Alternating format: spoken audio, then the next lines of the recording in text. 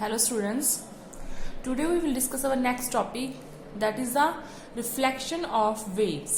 अब तक हम पढ़ चुके हैं types of waves, wave motion, progressive wave, superposition principle. आज हम करेंगे reflection of wave. As you know the term that is reflection. Reflection means that is a bouncing back of light. Already आपने 10th क्लास में पढ़ा हुआ ये concept, that is a bouncing back of light in the same medium. Clear? जैसे हमारे पास क्या है, कोई भी सरफेस है, पॉलिस्टर सरफेस, इस पर लाइट फॉल करती है, तो जिस इंसिडेंट एंगल से हम इसको लाइट को फॉल करवा रहे हैं उसी एंगल से, that is a reflected angle से वो बाउंस बैक हो रही है. Clear? But in opposite face. Clear? And with same angle. Clear? Similarly अब हम करेंगे that is reflection of waves. There are two types of wave. One is transverse and another is longitudinal. तो first of all reflection of transverse wave. ये आपके पास यहाँ पे wave show की हुई है, ये देखो, ये इंपॉर्टेंट है. डायग्राम जो बना हुआ है यहाँ पे आपके पास क्या है, एक ट्रांसवर्स वेव है. जे क्रस्ट शो की हुई है ऊपर. क्लियर? ऑलरेडी बताया हुआ है, क्रस्ट शो की हुई है.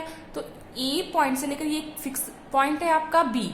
ठीक है? इस पॉइंट से हमने इस वेव को जर्क किया, स्ट्रिंग जो भी है इसको जर्क किया, तो ये यहाँ तक जाएगा जर्क होकर, यहाँ तक बी तक वेव जाएगी हमारी ट्रैवल करती हुई. जैसे ही बी पॉइंट पर जाकर वो स्ट्राइक करेगी. क्लियर?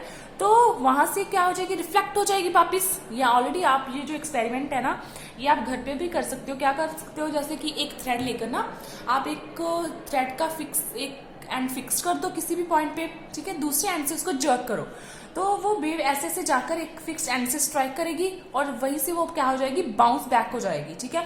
तो अब यहाँ पर देखो, क्रस्ट है यहाँ पे, जो अब फोर्स लग रही है यहाँ पे, तो जैसे ही ये जो है वो बाउंस बैक हो जाएगी, तो उसका फेज एंगल पाई के साथ, वो फेज एंगल पाई के साथ वो क्या हो जाएगी, टर्न कर देगी. और इसका जो एंड है ये अपवर्ड है, जो डाउनवर्ड हो जाएगा, और ट्रफ, और जहाँ पे जो डायरेक्शन जैसे फोर्स होगी वो नेगेटिव फोर्स होगी, क्योंकि अगर ऊपर एफ फोर्स है तो नीचे की तरफ क्या लगेगी, माइनस एफ. ठीक है? तो यहाँ पर देखो क्या है आपके पास, जो ओरिजिनल वेव में मान लो that is y is equals to r sine 2 pi by lambda v t minus x. ठीक है? जो कि इस वेव के साथ अलॉन्ग द पॉजिटिव एक्सिस जा रही है. ठीक है? तो उसके बाद after reflection at the rigid spot, जो आपकी रिफ्लेक्टेड वेव होगी वो नेगेटिव एक्सिस की तरफ थ्रो करेगी. ऑब्वियस है, इस तरफ पॉजिटिव होएगा, इस तरफ नेगेटिव जाएगा, तो इस तरफ आपका वो फेज होएगा with the phase angle pi. अब उल्टा बिल्कुल 180 पर वो क्या हो गई, रोटेट हो गई आपकी जो ये वाली वेव है. ठीक है? पहले ये ऐसे थी, फिर ऐसे हो गई, तो पूरे के पूरे 180 के थ्रू वो क्या हो गई, ये रोटेट हो गई हमारे पास. ठीक है? तो फेज एंगल यहाँ पे कितना आ जाएगा आपका, पाई. तो आपको पता है कि sine theta plus pi, sine theta आ जाएगा और माइनस साइन आ जाएगा यहाँ पे. ठीक है? यहाँ पे प्लस आ जाएगा, यहाँ पे माइनस. माइनस क्यों साइन आ जाएगा, क्योंकि वो रिफ्लेक्ट बैक हो गई हमारे पास. ठीक है? तो ये था आपका हमारे पास रिफ्लेक्शन ऑफ ट्रांसवर्स वेव. उसके बाद नेक्स्ट है आपका रिफ्लेक्शन ऑफ लॉन्गिट्यूडनल वेव. एक हमने ट्रांसवर्स वेव किया था और एक हमने लॉन्गिट्यूडनल किया था. ट्रांसवर्स में हमने ट्रफ्स और ट्रफ्स का कंसेप्ट किया था, और लॉन्गिट्यूडनल में हमने कंप्रेशन और रेयरफेक्शन का कंसेप्ट किया था. अब यहाँ पे देखो, ये जो आपकी है लॉन्गिट्यूडनल वेव है, ये इस तरफ मूव कर रही है आपकी. क्लियर? तो जैसे इसके साथ स्ट्राइक करेगी वो बाउंस बैक हो जाएगी. उस पर अगर इस तरफ एफ फोर्स लग रही है तो इस तरफ माइनस एफ फोर्स लगेगी आपकी. तो क्या होगा यहाँ पर देखो, जैसे वहां पे क्या होता है, एक रियर फ्रैक्शन, फिर कंप्रेशन, फिर रियर फ्रैक्शन, फिर कंप्रेशन. यहाँ पे जो ये वाला पार्ट है ये कंप्रेशन का पार्ट है. ठीक है? जैसे इसके साथ स्ट्राइक करेगा, एक पास के लिए स्ट्राइक करने के बाद वैसे ओपन हो जाएगा. ठीक है? तो उसका पार्ट क्या बन जाएगा आपके पास, रियर फ्रैक्शन का बन जाएगा. Clear? With opposite sign, that is a reflected wave. Clear? तो ये था आपका reflection of waves, that is one is a transverse and other is the longitudinal. जैसे हमारे पास ट्रांसवर्स में ट्रफ क्रस्ट का 180 के साथ रोटेट होकर ट्रफ बन जाता है, जैसे स्ट्राइक करेगा इसके साथ, ये कॉमन है. क्लियर? आप करके देख सकते हो.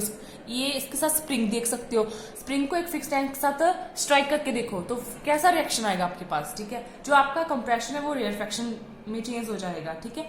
तो नेक्स्ट आपका है एक और वेव्स है हमारे पास, stationary waves. Whenever two progressive waves of same wavelength and amplitude, जिनका वेव लेंथ और एम्पलीट्यूड सेम है, travel with the same speed, और स्पीड भी सेम है दोनों की, through a medium in, but direction क्या है उनकी, opposite.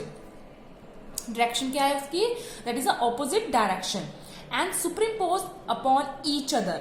They give rise to what is called stationary और स्टैंडिंग वेव। अगर आपके पास कोई भी दो वेव्स हैं, प्रोग्रेसिव वेव्स, उनका वेवलेंथ और एम्पलीट्यूड और वेलोसिटी भी सेम है, स्पीड सेम है, बट डायरेक्शन ऑपोजिट है, तो एक दूसरे के ऊपर सुपरिम्पोज करती हैं, तो उनको हम क्या बोलेंगे, स्टेशनरी वेव्स और standing waves. Clear? In stationary waves there are certain points where the amplitude is 0 and strain is maximum. कुछ पॉइंट्स होंगे वहां पे वेव्स में, जो आपकी स्टेशनरी वेव्स रिजल्टेंट वेव आएगी आपकी, उसमें कुछ जो अगर कुछ पॉइंट्स है जहां पर एम्पलीट्यूड 0 हो जाएगा और उसका स्ट्रेन मैक्सिमम होगा। स्ट्रेन क्या होता है, उस पर जो इफेक्ट पड़ा है। क्लियर?